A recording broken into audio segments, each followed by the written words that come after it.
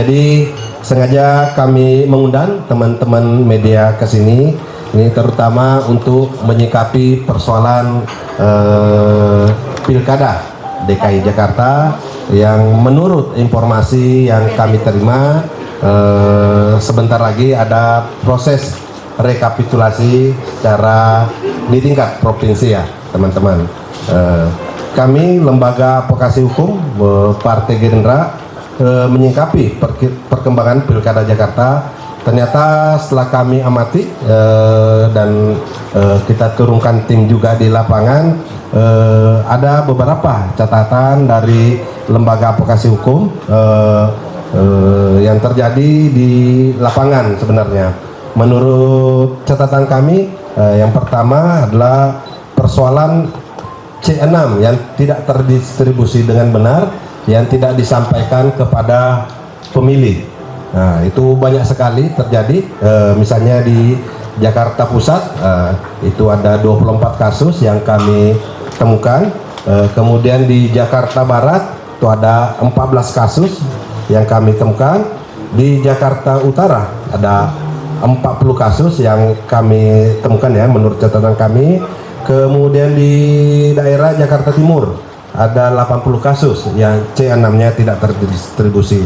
Kemudian di Jakarta Selatan itu ada 9 kasus yang C6-nya tidak terdistribusi.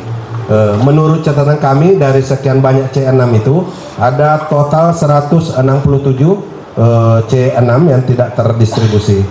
Ya, dan sebenarnya persoalan C6 ini itu sudah ada putusan Mahkamah Konstitusi nomor 247/01 tahun 2024 ya. Ya.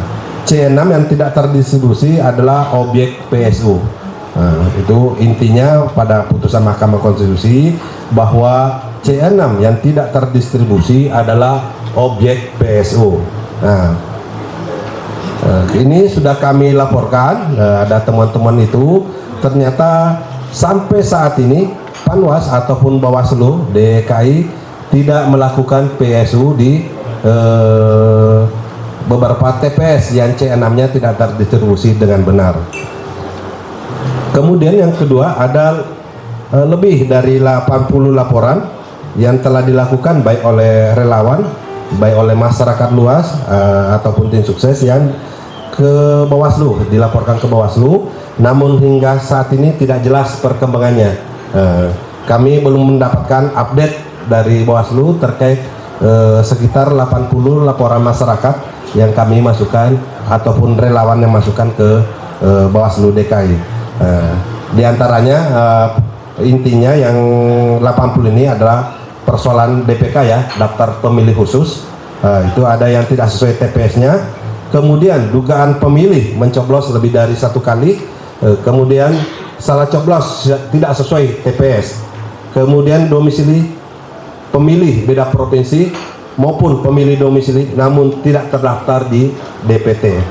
Nah, dari seluruh kejadian-kejadian ini yang kami ungkapkan ini membuktikan bahwa pelaksanaan pilkada di DKI Jakarta ini jauh dari standar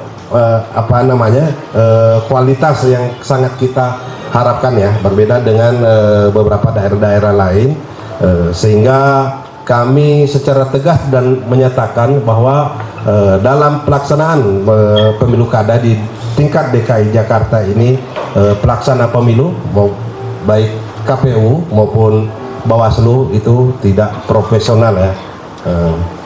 Kami saat ini bersama rekan-rekan berkoordinasi dengan tim pasangan Ridho serta dengan relawan yang lain rencananya akan melakukan permohonan perselisihan hasil pemilu PHPU ya di Mahkamah Konstitusi.